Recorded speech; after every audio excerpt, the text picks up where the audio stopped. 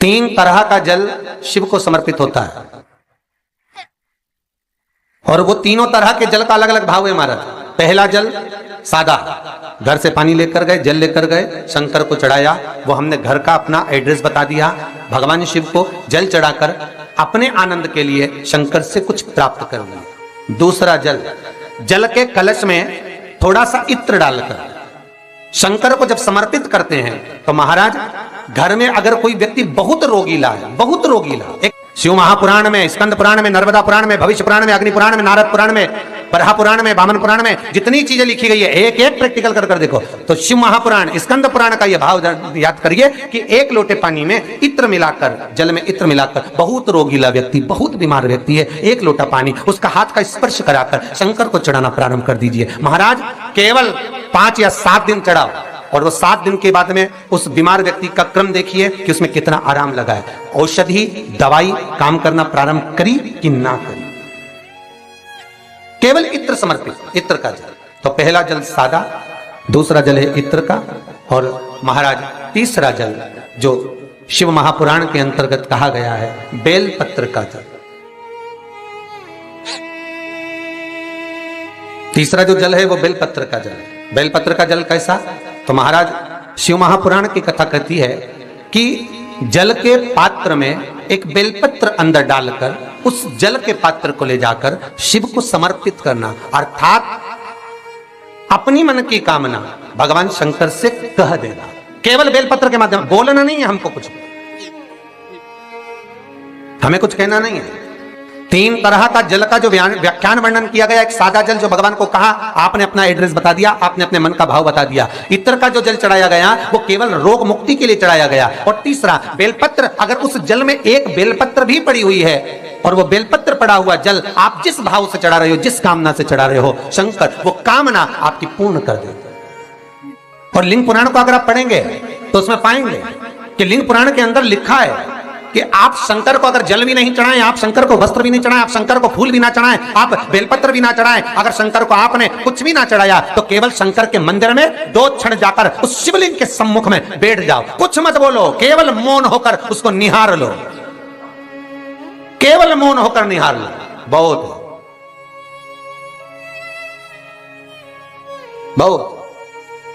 जो हनुमान जी महाराज को 3 तरह की माला समर्पित होती है, एक आंकड़े के पत्ते की, दूसरी बेलपत्र के पत्ते की, तीसरी पीपल के पत्ते की। ये 3 तरह की माला जब शंकर हनुमान जी महाराज को समर्पित होती है, जिस समय पर अगर व्यक्ति के जीवन में बहुत भारी रोग हो गया है, बहुत ज्यादा कष्ट हो गया है, कैंसर जैसी बीमारी भी अगर उसको घेर ली है और किडनी लीवर सब बेकार हो गया, तो निवेदन है पीपल के पत्ते की माला बनवाओ, 108 पत्ते की, और हनुमान चालीसा का हर पत्ते पर स्मरण करिए महाराज। आप हनुमान चालीसा पढ़ते जाओ, माला में गांठ लगाते जाइए, और वो माला जो व्यक्ति कैंसर से पीड़ित है हाथ का स्पर्श कराइए और शंकर को चढ़ाइए। केवल अष्टमी तिथि के दिन ये माला समर्पित होना चाहिए, शुक्ल पक्ष की अष्टमी के दिन। आप 2 या 3 अष्टमी को कर देखिए, अपने आप दवाई लगना प्रारंभ होगी, कैंसर जैसा रोग भी धीरे धीरे समाप्ति पर आएगा महाराज। पर करना शुक्ल पक्ष की अष्टमी को ही। महाराज कोई बच्चा एग्जाम में बैठ रहा है, सीए की पढ़ाई कर रहा है, कोई बहुत बड़े एग्जाम में बैठा, पास हो ही नहीं रहा, बहुत हार गया, बेलपत्र की माला चढ़ाई। पर बेलपत्र की जो माला है वो केवल प्रदोष पर चढ़ती है श्री हनुमान जी महाराज को। आप बेलपत्र की माला चढ़ाओ, 108 बेलपत्र, आप श्री शिवाय नमस्तुभ्यम मंत्र का जाप कर कर, गांठ लगाकर भगवान श्री हनुमान जी महाराज के सामने पहुंचकर माला को सीधी रखकर, जो व्यक्ति एग्जाम में बैठ रहा है, नौकरी के लिए, अन्य पढ़ाई के लिए, अगर कंपटीशन एग्जाम में भी बैठ रहा है, तो माला को हनुमान जी महाराज, और हनुमान जी कौन से होना चाहिए? पूर्वमुखी। हनुमान दक्षिण मुखी नहीं चाहिए, पूर्व में जिन हनुमान जी का मुख हो वो माला ऐसी समर्पित कर कर, हनुमान चालीसा का पाठ कर कर, 3 बार स्मरण कर कर माला श्री हनुमान जी को पहना दीजिए। ऐसा कोई एग्जाम नहीं जिसमें से आप निकल ना पाए महाराज, पर करना आपको पड़ेगा। प्रदोष का दिन होना चाहिए, प्रदोष के दिन भगवान, और प्रयास जहां तक हो सके प्रदोष काल में अगर चढ़ाएंगे तो ज्यादा फलदायी रहेगा, प्रदोष काल में। तीसरी है आंकड़े की माला महाराज। आंकड़े के पत्ते की जो माला होती है, यह माला कार्य की सिद्धि के लिए होती है। इसमें एक एक आंकड़े के पत्ते पर सीताराम लिखा जाता है, मात्र एक पत्ता ऐसा होता है जिस पत्ते पर सीताराम नहीं लिखा जाता। 108 पत्ते में से एक पत्ता बस उस पत्ते को हथेली में रखकर उल्टा हाथ आपको रखना है और अपनी कामना कर कर उस पत्ते को बांध देना है। ये जरूरी नहीं है कि 25 के बाद बांधो, 50 के बाद बांधो या 100 के बाद बांधो, आपकी मर्जी पड़े उस खाली पत्ते को कहीं पर भी बांध दीजिए और उस माला को अपनी कामना कर कर श्री हनुमान जी महाराज को समर्पित कर दीजिए महाराज। इसके लिए कोई तिथि, कोई दिन, कोई वार निश्चित नहीं है। बस ये माला जब हनुमान जी को चढ़ जाए तब एक घी का और एक तेल का दिया हनुमान जी के सम्मुख में लंबी बाती का लगा देना है महाराज, एक घी का एक तेल, और अपनी कामना कर कर आप आ जाइए। आपकी वो कामना 2.5 महीना या 3 महीना, इससे ज्यादा नहीं जाएगा, वो कामना बाबा पूरी करेगा, क्योंकि शिव और हनुमान ये सब एक ही स्वरूप है। अब आप कहेंगे महाराज जी ये कौन सी पुराण से लिया है, तो आप इसको लिंग पुराण के अंदर देख सकते हैं। आप गीता प्रेस गोरखपुर की लिंग पुराण लीजिए, उसके अंतर्गत आप इसका व्याख्यान वर्णन पढ़ सकते हैं महाराज। एक एक क्रम हमारे शास्त्रों का हम उसको बस ज्ञात करें, हम इधर उधर डोले नहीं। हमारी पुराणों में इतने लेख लिखे गए हैं, उसको ही अगर हमने निकाल लिया तो हम जीवन में सुख पा सकते हैं, हम दुखी नहीं हो सकते। मंत्र कौन सा है जो दिया जा रहा है, वो मंत्र कौन सा है जो प्रदान किया जा रहा है? हनुमान जी महाराज ने वो मंत्र जो विभीषण को दिया, और एक विभीषण जिसको लात मार दी गई, एक विभीषण जिसको लात मारकर निकाल दिया गया, जिसके घर का भी ठिकाना नहीं था, वो विभीषण एक छोटे से मंदिर में जो रहता था, तुलसी का क्यारा जिसके दरवाजे पर था, और वो विभीषण जब सीख रावण को देता है तो वही विभीषण को जब लात मारकर निकाल दिया जाता है, तो वो मंत्र कौन सा था जिसको विभीषण ने जपा और विभीषण लंका का अधिपति बन गया, सत्ताधारी वैभवशाली? वो मंत्र कौन सा?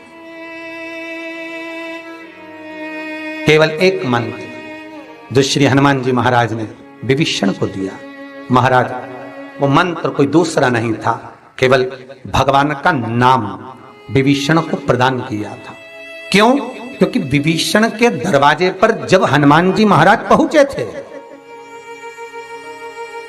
विभीषण के द्वार पर जब हनुमान जी महाराज पहुंचे तो विभीषण के दरवाजे पर जाकर क्या देखते हैं कि सब कुछ विभीषण के यहां पर है, और विभीषण लगा हुआ है, कभी यहां पर प्रणाम करता है, कभी वहां प्रणाम करता है, कभी विभीषण यहां जाता है, यहां नमन करता है, कभी विभीषण वहां नमन करता है, कभी विभीषण इस स्थान पर जाता है, विभीषण यहां वहां डोल रहा है, ये हनुमान जी देख रहे हैं।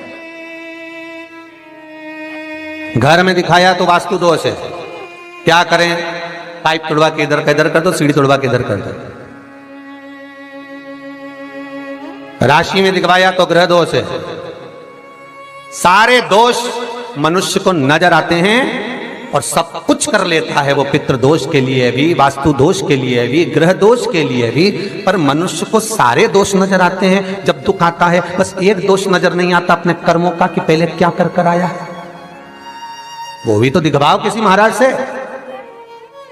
महाराज जी बोल देंगे पितृ दोष है, महाराज जी कह देंगे वास्तु दोष है, महाराज जी कह देंगे ग्रह दोष है, महाराज जी कह देंगे ये दोष है, पर महाराज से एक दोष अपने को अपना छाटना है कि मेरे कर्म का दोष कौन सा है। मैंने पत्रिका दिखवाई, महाराज जी ने कहा वो भी करा, मैंने ये उन्होंने बताया वो भी करा, मैंने ये व्रत करा, मैंने वो उपास करा, अपने कर्म का दोष भी तो देखो कि दोष कौन सा है। दरवाजे भी बदल दिए, सीढ़ियां भी बदल दी, वास्तु शास्त्र वाले को बुलाकर घर भी बदल दिया, 50 बार मकान भी बदल दिया, सारे दोष हमने देखे, पर भीतर का दोष नहीं देख पाए कि हमारे कर्म का दोष क्या है। जो पूर्व में कर कर आए हो वो कर्म का भोग मनुष्य के शरीर में भोगना पड़ेगा, और मनुष्य के शरीर मिलता ही काय के लिए है? एक भगवान का भजन करो और दूसरा कर्म का भोग भोगो, इसके सिवाय है ही क्या?